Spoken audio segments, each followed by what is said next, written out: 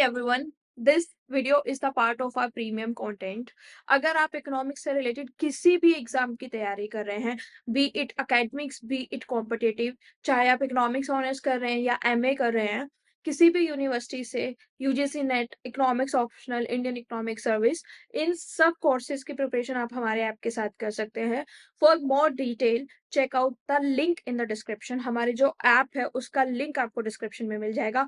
For more free content, you can download the app or you can directly WhatsApp at the given number below and enjoy the lecture. दूसरा reason L shape होने का is learning by doing. ठीक है, एक economist थे जिन्होंने learning by doing का concept दिया था. ठीक है, उन्होंने ये बोला था कि ये एक ऐसा फैक्टर है जिसकी वजह से जो long run average cost curve है वो स्लोप डाउनवर्ड करता रहता है थ्रू आउट. ठीक है, अब देखिए कोई भी इंसान प्रोडक्टिव वर्क करता है तो ये कॉमन सेइंग है और ये कॉमन एक्सपीरियंस भी है कि आप जितना प्रोडक्टिव वर्क करेंगे आपका एक्सपीरियंस जो है वो बढ़ता जाएगा. ठीक है, आप कुछ ना कुछ सीखते ही जाएंगे और जितना आप काम करेंगे, जब से आपने पर्टिकुलर काम को शुरू किया है, आपके जो एक्सपीरियंस होगा उस एक्सपीरियंस के साथ आप पहले से बेटर तरीके से काम कर पाएंगे. जब मैंने कंपनी शुरू की थी तो it was very difficult for me in the beginning to manage out everything. आपको हर चीज खुद से कोऑर्डिनेट करनी पड़ रही थी and which was making my work really difficult. But with time I evolved and I learned.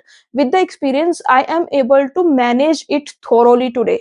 ठीक है, अब क्या होता है, जब आपको एक्सपीरियंस हो जाता है तो उससे आपका पर यूनिट कॉस्ट जो होता है वो कम हो जाता है. इसका एम्पेरिकल एविडेंस जो है वो भी आपको देखने के लिए मिलता है. यानी कि लर्निंग बाय डूइंग जो है उसको हम लर्निंग बाय डूइंग क्या कहता है कि जैसे आप किसी काम को करते हैं तो काम को करने से आपको एक्सपीरियंस मिलता है and because of this experience what happens बेटा, बिकॉज ऑफ दिस एक्सपीरियंस आप उस काम को बेटर वे में कर पाते हैं और उसकी वजह से आपकी जो लॉन्ग रन एवरेज कॉस्ट होती है वो हमेशा फॉल करती है, इट डज नॉट राइज. ये जो लर्निंग बाय डूइंग का कॉन्सेप्ट है इसको हम लर्निंग कर्व के थ्रू भी समझ सकते हैं. यानी कि हमको क्या करना होगा, एक लर्निंग कर्व बनाना होगा, द लर्निंग कर्व. ठीक है, इतने में कोई कंफ्यूजन?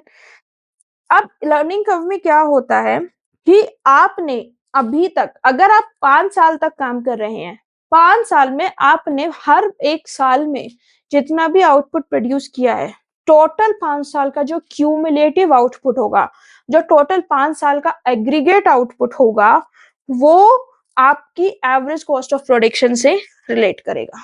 यानी कि अभी तक हम क्या कर रहे थे, 1 साल का आउटपुट और लॉन्ग रन एवरेज कॉस्ट.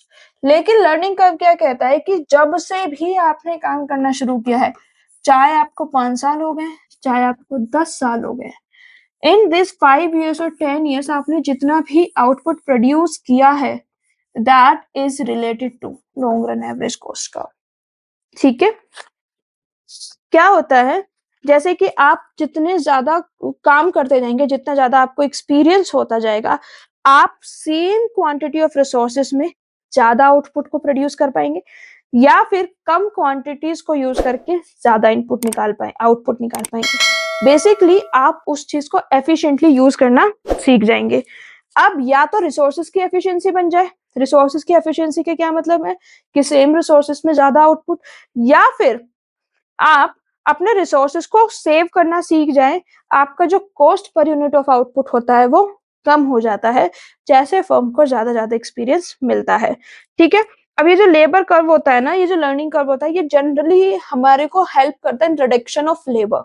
यानी कि विद टाइम हम ये सीख जाते हैं कि हमें कौन से लेबर का रिक्वायरमेंट है और कौन से लेबर का रिक्वायरमेंट नहीं है. जो क्यूमुलेटिव वॉल्यूम ऑफ आउटपुट होता है, जैसे कि मैंने क्यूमुलेटिव वॉल्यूम ऑफ आउटपुट का क्या मतलब है कि 10 साल से कोई कंपनी ऑपरेट कर रही है तो पिछले 10 सालों में उसने जितना भी प्रोडक्शन किया है that is known as the cumulative output.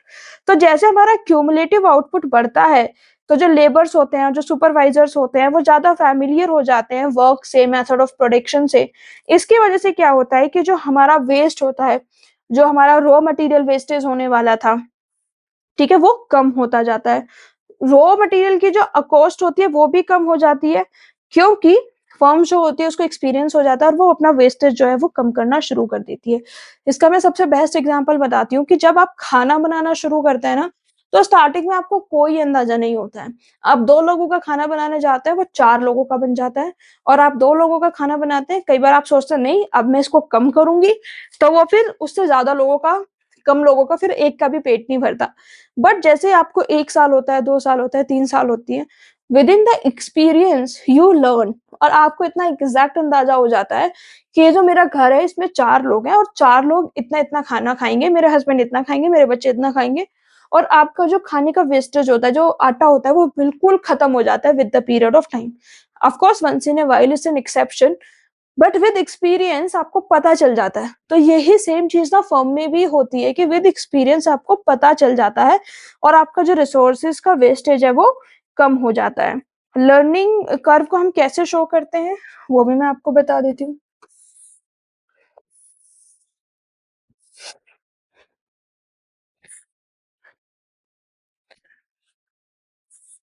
Y axis पे हम इसमें कॉस्ट पर यूनिट लेते हैं, या फिर एवरेज कॉस्ट आप लिख लीजिए, और एक्स एक्सिस पे हम इसमें क्यूमुलेटिव टोटल आउटपुट लेते हैं, क्योंकि हमेशा डिक्लाइन करता रहता है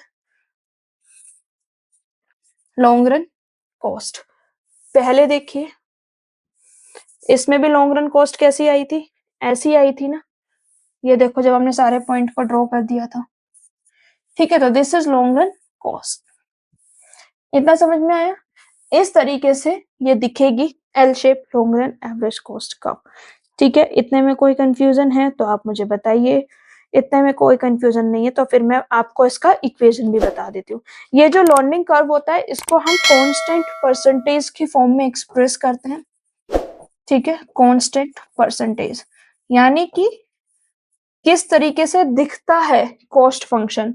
cost function look like C is equal to A Q की पावर बी, जिसमें जो मेरा सी है वो क्या है, कॉस्ट। ठीक है, क्यू क्या, सी कॉस्ट होगी, क्यू मेरा क्या हो गया, आउटपुट हो गया।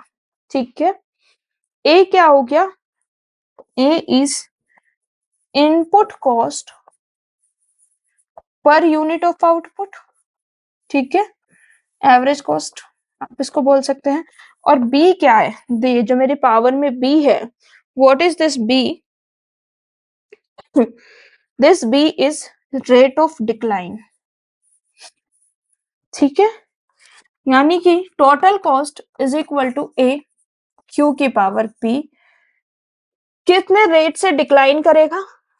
ठीक है, बी, ए क्या है मेरा पर यूनिट इनपुट कॉस्ट क्या है, और सी क्या है टोटल मेरी इनपुट कॉस्ट क्या आ रही है। ठीक है, आई होप इतना आपको समझ में आ गया होगा कि जो लर्निंग कर्व इफेक्ट होता है वो क्या होता है और वो क्यों ऑपरेशनल होता है, और उसकी वजह से जो हमारी कॉस्ट कर्व होता है वो एल शेप क्यों दिखता है। That's it for today's videos guys, और इसी के साथ में ना मैंने आपका कॉस्ट थ्योरी पूरा फिनिश करा दिया। Traditional theory, modern development in cost theory, मैंने सब कुछ थॉरोली फिनिश करा दिया है। एंड ट्रस्ट मी, इससे ज्यादा आपको एग्जाम में कॉस्ट थ्योरी का कुछ भी देखने के लिए नहीं मिलेगा। You will be able to do it.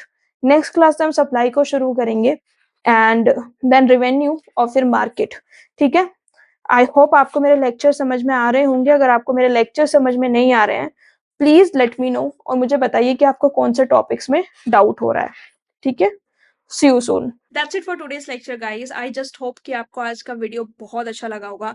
अगर आपको वीडियो अच्छा लगा है तो like it, share it, subscribe to the channel. Please subscribe करके जाइए, क्योंकि I have seen in my analytics कि आप लोग वीडियोस देख लेते हैं, सब्सक्राइब नहीं करते हैं। Please make sure to subscribe and hit the notification bell, ताकि नेक्स्ट टाइम जब भी वीडियो अपलोड करूं वो जल्द से जल्द आपको मिले। I have target of finishing each and every topic of economics. Until next time, I see you again. Keep loving us. Thank you so much.